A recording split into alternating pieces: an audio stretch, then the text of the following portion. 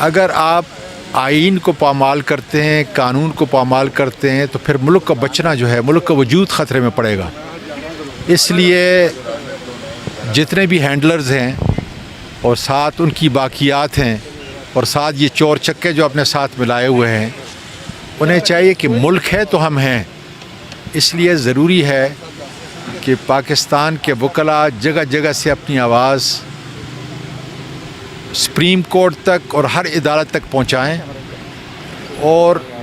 आइन और कानून के साथ खड़े होंगे तो जमहूरियत भी बचेगी और मुल्क का जो चलने का तरीक़ेकार है, इंसाफ के इदारे, वो अपना हकीकी रोल और किरदार अदा कर सकेंगे। आइन ये कह रहा है कि 90 दिन के अंदर इलेक्शन होगा, तो फिर 90 दिन के अंदर इंशाअल्लाह ताला इलेक्शन होने जा रहा है इंशाअल्लाह।